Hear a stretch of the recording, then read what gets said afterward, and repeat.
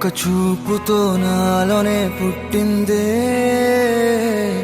ఏదో వింతగా గుండెలో చేరిందే. నువ్వెవ్వరో నాలో అని అడిగానే, తానేగా ప్రేమని తెలిపిందే. పరిచయం లేదని అడిగా ప్రేమంటే, కలిసాంగా ఇకపై మనమేగా అందే. వెతికిన దొరకని అర్థం ప్రేమదే, అది నీకేంటో ఒక మాటలో చెప్పాలే. నువ్వుంటే చాలే.